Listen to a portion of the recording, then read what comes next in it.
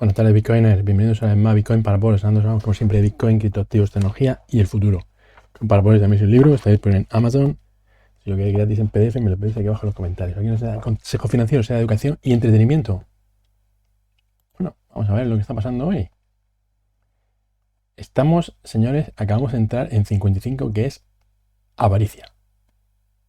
Ya estamos en avaricia. Se quedó atrás el miedo y quedó atrás el miedo extremo. Y estamos en avaricia. Si tienes en cuenta solo este parámetro, ahora no es el momento de comprar. Es mejor comprar siempre cuando estamos en miedo extremo. Pero este no es el único parámetro. Hay gente, por ejemplo, que compra haciendo DCA, entonces le da igual que haya avaricia o que haya miedo o el precio. Compra todos los meses o todas las semanas una cantidad fija independientemente del precio y la media le va a salir bastante buena. Pero hay los que se fijan más en este criterio psicológico, es decir, cuando todo el mundo quiere vender, yo compro. Y si ahora mismo todo el mundo quiere comprar, pues me espero. Así que bueno, ahí queda eso. Pero que hemos entrado ya oficialmente en avaricia. ¿Quién lo va a decir, cuando hace un mes estábamos en miedo extremo y el precio estaba a 15.500?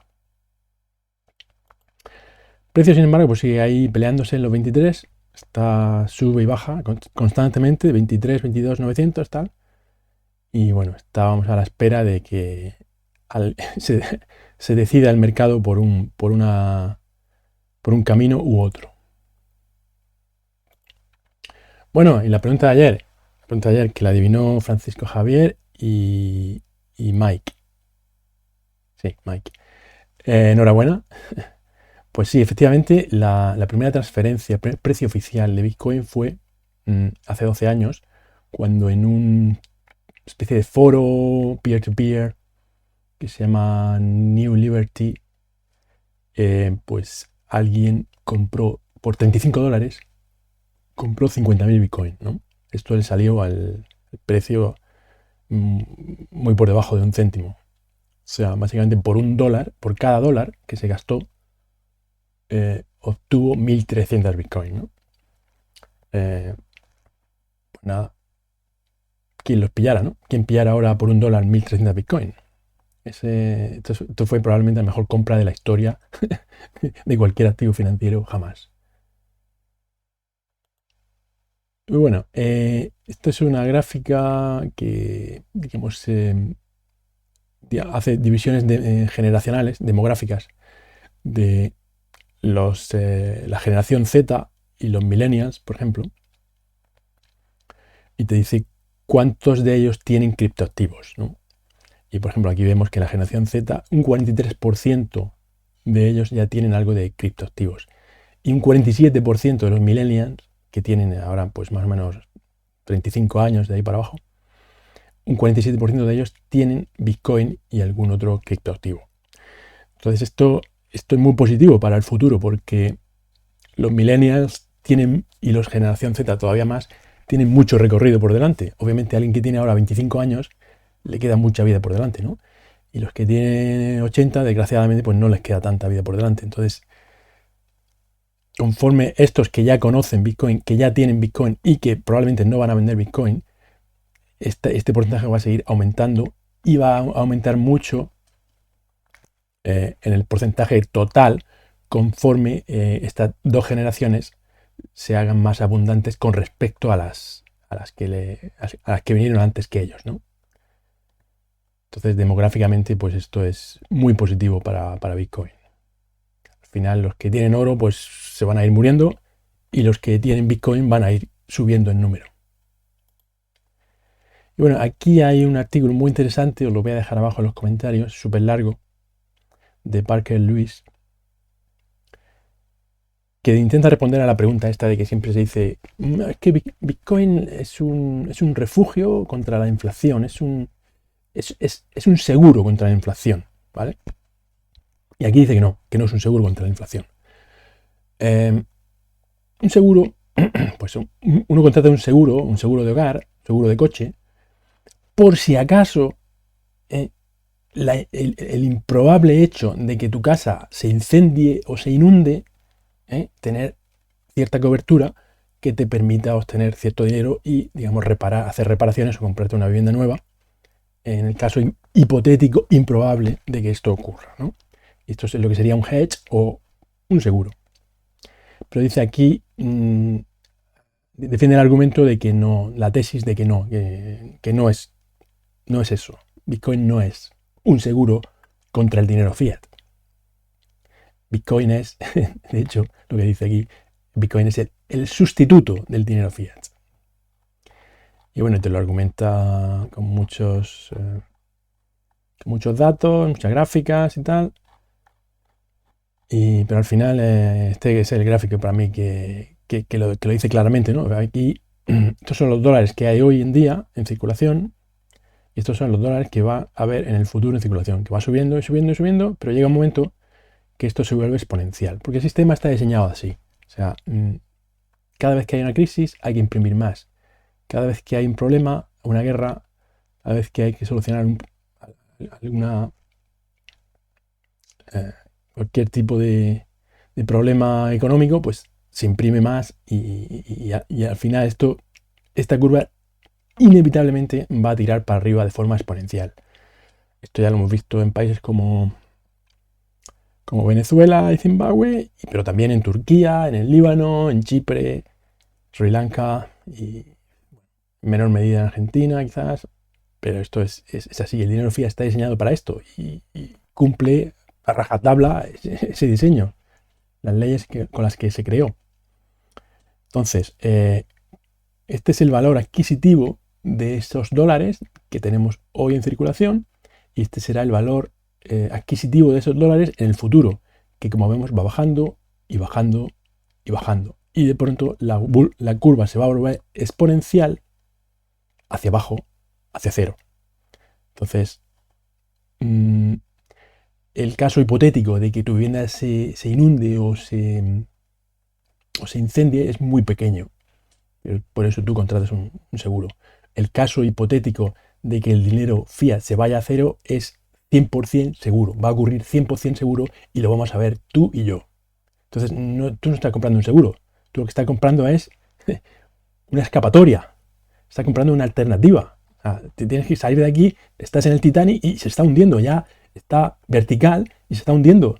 No es el momento de comprar un seguro. Es el momento de ir corriendo al bote de salvavidas y coger uno y bueno, y salir corriendo de ahí y escaparte, ¿no? Salvar tu vida. Quería poner también esto, fijaros, estos son los dólares que hay en circulación en verde y esta es la deuda que han creado todos esos dólares, que es infinitamente superior a los dólares que hay en circulación. O sea, no es sostenible, claramente. Y bueno, aquí hay unos cuantos gráficos más, tal. Os dejaré abajo por si lo queréis leer, ya sabéis que está en inglés. Pero aquí, como dice, pues Bitcoin no es el seguro, no es la protección contra la inflación, es la solución contra la inflación. Y bueno, aquí también este gráfico es muy interesante porque Bitcoin ha tenido 3 años malos, básicamente. 2014, 2018 y 2022.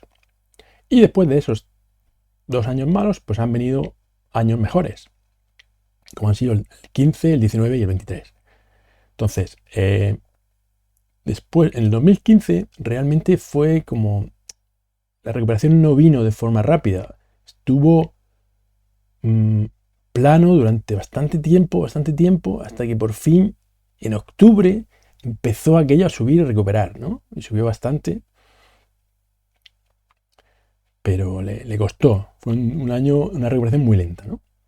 El 2019 fue bastante mejor. Estuvo también unos meses hasta abril o así, meses plano, y entonces, ¡boom!, pegó el subidón brutal. Pero fijaros, 2023, lo que llevamos, que es un mes, menos de un mes, es una subida, digamos, meteórica. Y llevamos un mes. Si esto sigue así, ¿dónde vamos a ir? ¿Dónde vamos a ir? Aquí a 60.000, a 80.000. Y esto es antes del halving. Esto es antes del mercado bullish, antes del mercado alcista. O sea que puede que tenga alguna recaída y tal, pero de momento el comienzo ha sido fulgurante en comparación con los otros 2 años. Así que bueno, Esto yo creo que pinta bien. Y bueno, aquí un recordatorio de que si queréis comprar este pequeño, una onza de oro, me parece que es, os cuesta 5.000 pavos. Y esto, bueno, cabe en el bolsillo cómodamente y tal. Así que queréis comprar 5.000 pavos de plata, pues ya son 3 lingotes que ya, si lo echáis al bolsillo, pues os puede romper el forro del bolsillo, ¿no? Sin embargo, podéis almacenar, aquí dice 5 millones, pero no son 5 millones. Dinero infinito, podéis almacenar literalmente dinero infinito en una tarjeta SD de memoria, que ni siquiera hace falta, porque memorizando 12 palabras o 24 palabras, conserváis la misma cantidad de dinero, ¿no? Entonces, bueno, vemos que la progresión es claramente como forma de dinero que es transferible y transportable, nada supera a Bitcoin. Y bueno, aquí tenemos otro, no sé cómo llamarlo, otro intento de los países BRICS, que son pues eso, Brasil, Rusia, India, China y Sudáfrica, y alguno más que se ha apuntado al carro, como parece que estaba Irán por ahí queriendo, y también Arabia Saudita.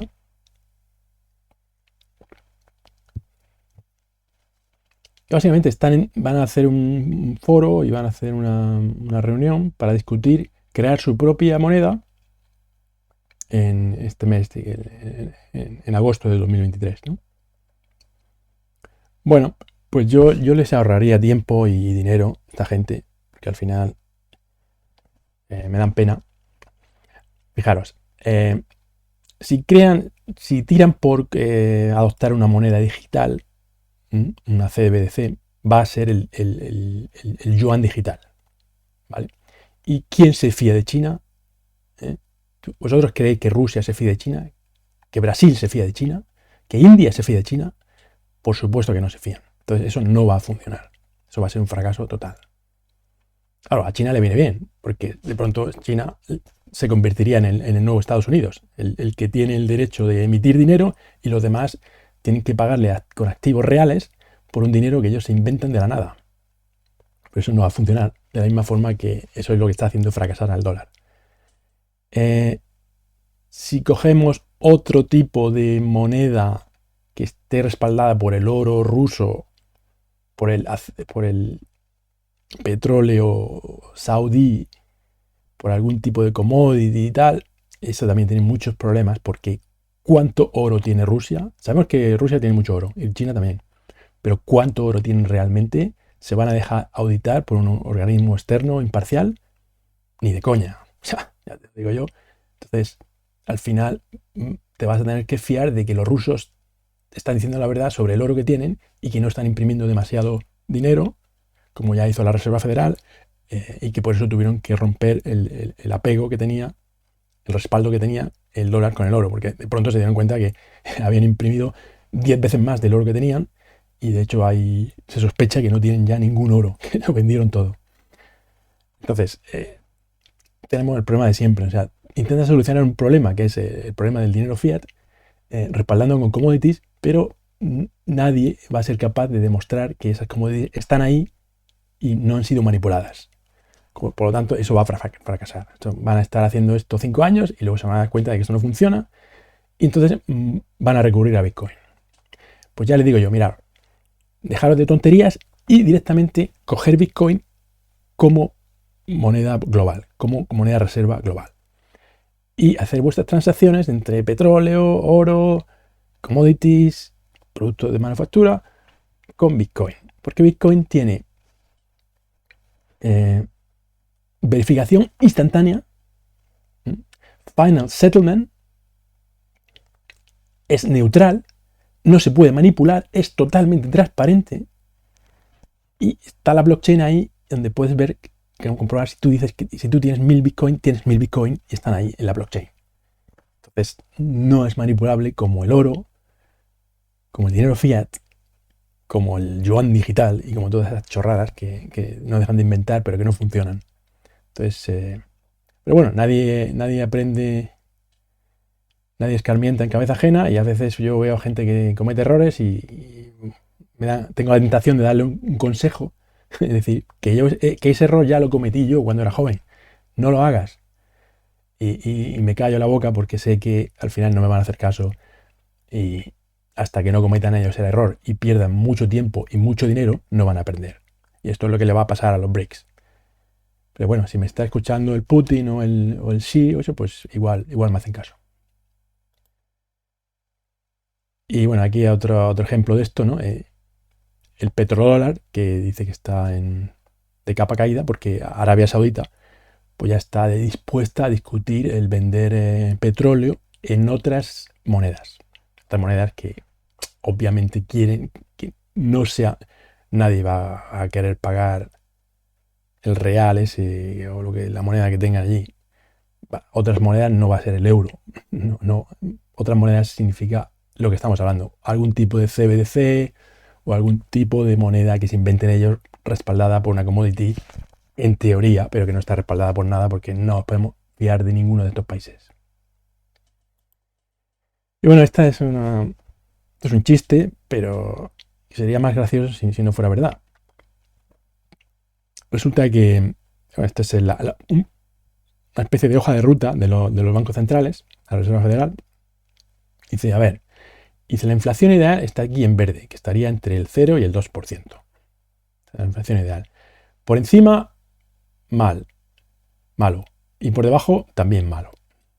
Entonces, esta es las instrucciones que tienen allí el Jerome Powell y la Christine Lagarde. Dice, si la inflación está por encima del 2%, entonces subimos las tasas de interés, los tipos de interés, reducimos la expansión cuantitativa, o sea, imprimimos menos dinero hasta que se corrija la inflación, o hasta que nos despidan, o hasta que algo se rompa. Y esto es lo que realmente está pasando, ¿no? Hasta que algo se rompa. Ellos juegan con los números hasta que algo se rompe y luego ya, bueno, pues lo despiden o les dan el premio Nobel o lo que sea. Y si la inflación está por debajo del 2%, entonces pues lo que haces es bajar el tipo de interés, aumentas la expansión cuantitativa hasta que la economía se sobrecalienta, creas una crisis financiera global o te dan el premio Nobel. Como a muchos banqueros centrales les han dado el premio Nobel a pesar de haber hundido la economía. No sé si el Bernanke y todos estos. Creo que tienen el premio Nobel. Entonces, bueno, esta es la hoja de ruta y ya digo que esto sería muy gracioso si no fuera porque es muy triste. Y bueno, ayer hablábamos de Wyoming, hoy hablamos de Mississippi. En Mississippi se ha aprobado una ley que dice que es legal tener un nodo en tu casa y hacer minería de Bitcoin también para digamos, personas privadas en tu casa, de forma privada, o para empresas, siempre que lo hagan en una zona industrial que esté acondicionada para ello, etcétera, y con la energía que ellos necesitan, ¿no? Entonces, bueno, otro estado más que poco a poco va entrando en el estándar Bitcoin, y esto ya es un caballo troyano que va creciendo poco a poco, no a nivel federal, pero sí a nivel de estados, y al final, incluso a nivel federal se va a tener que aceptar que Bitcoin está aquí para quedarse. Bueno, este es un vídeo de Jason Lowery que habla un poco de... Voy a poner un poquito a ver.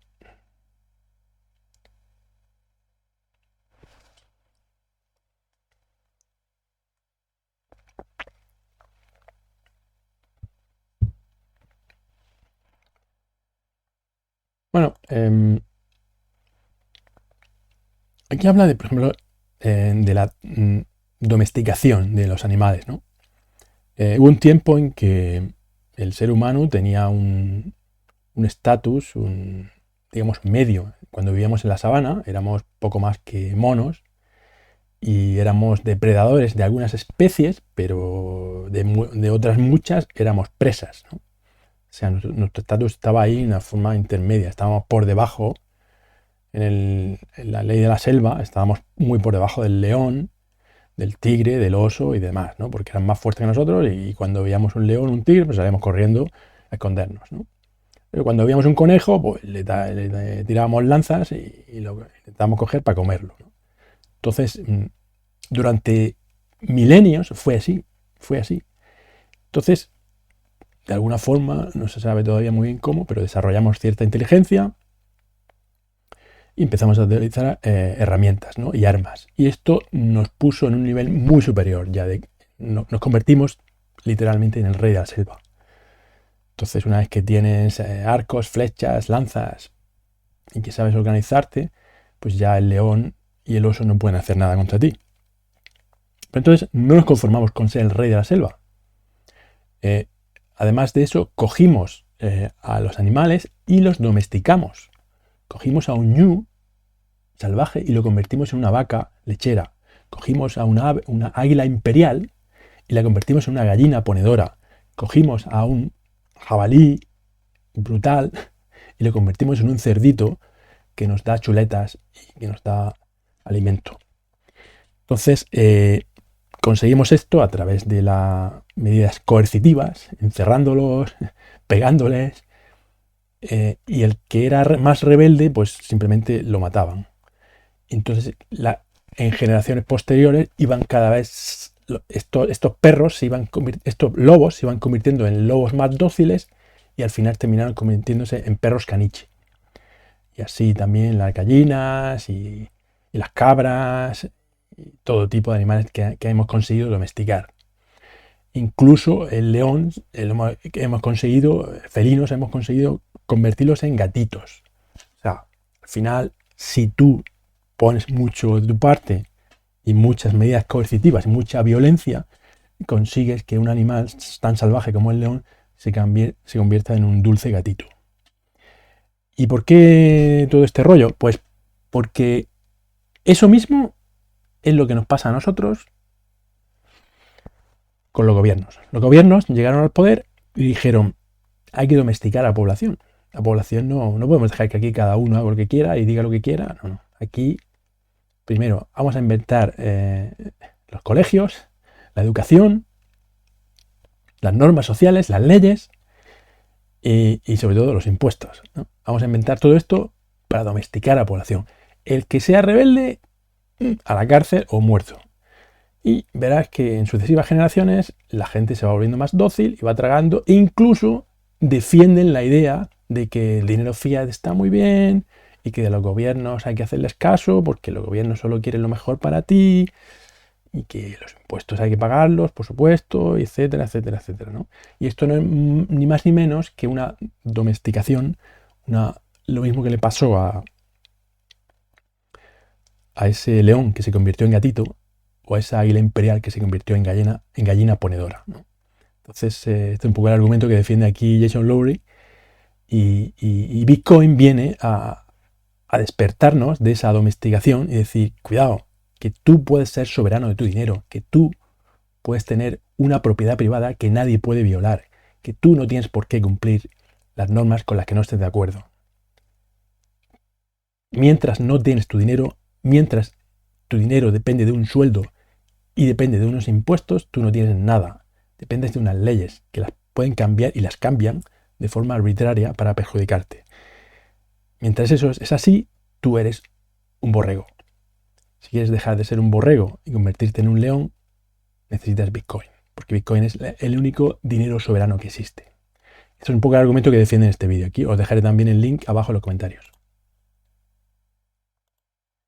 Bueno, esta es una noticia se han hermanado y están cooperando la ciudad de Lugano, en Suiza, y El Salvador, el país, porque tienen en común que los dos son sitios Bitcoin. Están pues haciendo una cooperación internacional y esto pues va a dar lugar a que otras regiones se apunten al carro y creen un sistema mundial de países donde se vive y se respira Bitcoin. Y bueno, lo último que tengo ya por hoy es la adivinanza de hoy. No es realmente una adivinanza, es simplemente una reflexión. Dice, los economistas son los que menos entienden Bitcoin de todos. Esto es una cosa que estamos de acuerdo casi todo el mundo. Y la pregunta es, ¿por qué? ¿Por qué los economistas, que deberían ser los primeros que entienden Bitcoin, no lo comprenden? Yo tengo mi opinión, pero me gustaría que me dijerais vuestra opinión. A ver si estamos de acuerdo o no. Y si no estamos de acuerdo, pues casi mejor, porque así nos enriquecemos mutuamente. Así que esa es la pregunta. ¿Por qué los economistas no comprenden Bitcoin? Ahí queda eso. Muchas gracias por ver el vídeo. Acordaros de darle al like, retuitear, compartir, comentar. Y nos vemos mañana a la misma hora. Hasta luego.